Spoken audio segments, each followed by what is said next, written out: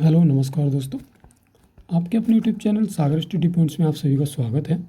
तो दोस्तों आइए शुरुआत करते हैं आज भारतीय राष्ट्रीय कांग्रेस की स्वतंत्रता की जो धड़क थी, जो आग थी, उसके बारे में। ठीक है, जो कि 1885 से इसकी शुरुआत हुई थी। ठीक है, तो दोस्तों भारत की स्वतंत्रता में भारतीय राष्ट्रीय कांग्रेस का क्या क्या अहम मुद्दे थे, उसके बारे में आज हम इस वीडियो में बात करने वाले हैं। ठीक है, तो दोस्तों बात शुरू होती है सन 1885 की ठंडी सर्दियों के समय से। ठीक है, जो कि मुंबई के गोकुल दास तेजपाल संस्कृत कॉलेज में देश के अलग अलग हिस्सों से आए 72 प्रतिनिधि इकट्ठा हुए थे।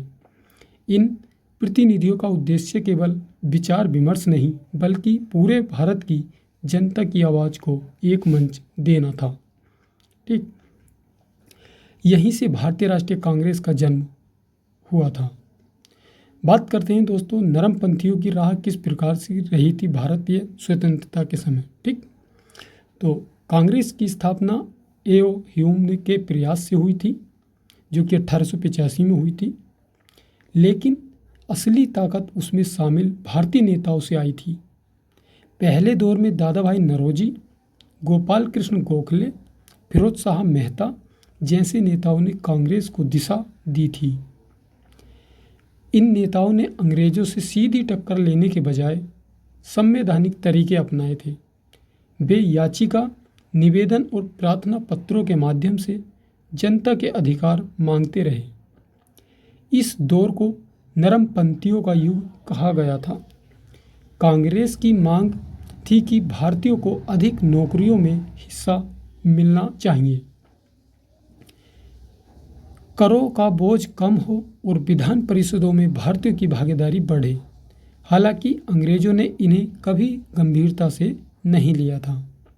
फिर भी कांग्रेस ने जनता में राजनीतिक चेतना जगाने का काम शुरू कर दिया था। उग्रपंथियों का उदय यहीं से शुरू हो जाता है। 20वीं सदी के आते आते स्थिति बदल गई थी। बहुत कुछ बदल चुका था। अब नए पहरे से इसकी शुरुआत हो चुकी थी। भारतीय युवाओं में अधीरत बढ़ रही थी। उन्हें लगा कि केवल याचिका से स्वतंत्रता नहीं मिलने वाली, कुछ ना कुछ तो अलग करना पड़ेगा। लोकमान्य बाल गंगाधर तिलक, लाला लाजपत राय और बिपिन चंद्र पाल जैसे नेता आम सामने आए। उन्होंने लाल बाल पाल के नाम से जाना गया। ठीक, तिलक ने नारा दिया था, स्वराज्य मेरा जन्मसिद्ध अधिकार है और मैं इसे लेकर रहूँगा।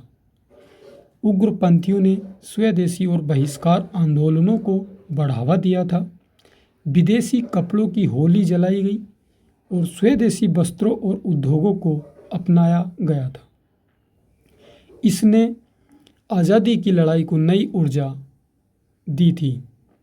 गांधी युग की शुरुआत की अगर हम बात करते हैं इसमें, तो गांधी जी सन 1915 में महात्मा गांधी दक्षिण अफ्रीका से भारत लौटे थे, जो कि दक्षिण अफ्रीका वह एक वकील की पढ़ाई करने के लिए गए थे।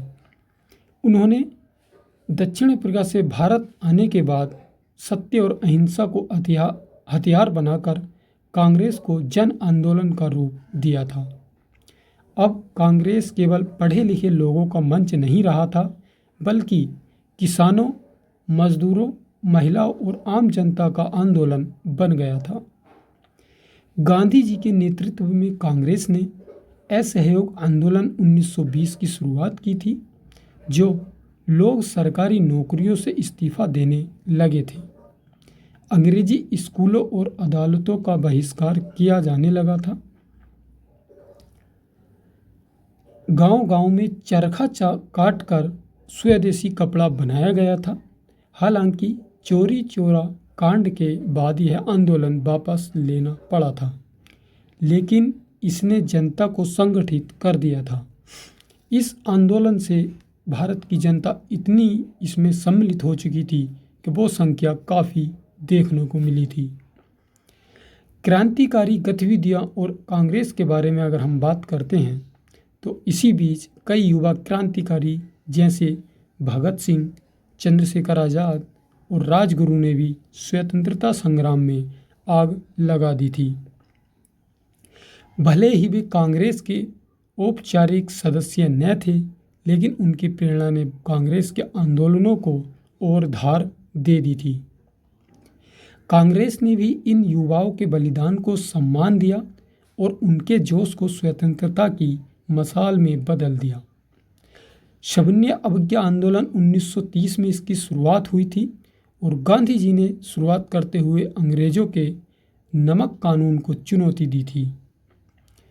उन्होंने साबरमती आश्रम से दांडी मार्च शुरू किया और हजारों किलोमीटर पैदल चलकर समुद्र किनारे नमक कानून बनाया। ठीक, यह आंदोलन इतना प्रभावशाली हुआ कि पूरे देश में अंग्रेजी कानून की अवज्ञा शुरू हो चुकी थी। महिलाएं, किसान, मजदूर सब कांग्रेस के पीछे खड़े हो गए थे। जेलें भर गई थी, लेकिन जनता का साहस और बढ़ता गया था। इसके बाद भारत छोड़ो आंदोलन की शुरुआत होती है 1942 में। इस आंदोलन से दूसरे विश्व युद्ध के समय जब अंग्रेज भारत को युद्ध में घसीटना चाहते थे, तब कांग्रेस ने साफ कह दिया कि भारत छोड़ो गांधी जी ने नारा दिया है, भारत छोड़ो आंदोलन करो या मरोगा। ठीक, इसके बाद देश भर में प्रदर्शन, हड़तालें और विद्रोह शुरू हो गए।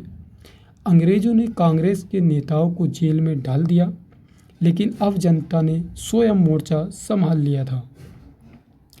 गांव से आवाज़ उठने लगी, अंग्रेजी भारत छोड़ो, अंग्रेजों भारत छोड़ो, अंग्रेजों भारत छोड़ो। स्वतंत्रता का पहला सूरज देखने को तब मिला जब लंबे संघर्ष और बलिदानों और आंदोलनों के बाद अंततः 15 अगस्त 1947 को भारत स्वतंत्र हुआ। लाल किले से तिरंगा लहराया गया। कांग्रेस, जिसने एक छोटी सी सभा से शुरुआत की थी, अब स्वतंत्र भारत की जन्मदाता पार्टी बन चुकी थी। यह यात्रा केवल एक संगठन की कहानी नहीं थी, बल्कि करोड़ों भारतीयों की आत्मा की धड़कन थी। कांग्रेस ने जनता को यह एहसास दिलाया कि जब पूरा देश एकजुट हो जाए तो कोई ताकत उसे गुलाम नहीं बना सकती है। ठीक है, तो दोस्तों, इस कारण इतने संघर्ष और बलिदान देने के बाद निष्कर्ष ये निकला कि भारतीय राष्ट्रीय कांग्रेस ने केवल राजनीतिक दल के रूप में काम नहीं किया, बल्कि यह स्वतंत्रता संग्राम की आत्मा बन गई। नरमपंथी और उग्रपंथी, गांधी और क्रांतिकारी लोगों ने सबकी शक्तियां मिलकर कांग्रेस के माध्यम से एकजुट हुई। इसी ने भारत को वह अमूल्य स्वतंत्रता दिलाई जिसके लिए अनगिनत बलिदान दिए गए थे। ठीक, तो दोस्तों, यह कहानी आपको कैसी लगी आप कमेंट बॉक्स में ज़रूर बता देना, और कहानी प्राप्त करने के लिए हमारे चैनल को सब्सक्राइब जरूर कर लीजिएगा। ठीक, और इससे बनने वाले सभी क्वेश्चन आपको एग्ज़ाम में पूछने को मिल जाते हैं। तो दोस्तों, मिलते हैं एक नेक्स्ट वीडियो में नेक्स्ट टॉपिक के साथ। धन्यवाद।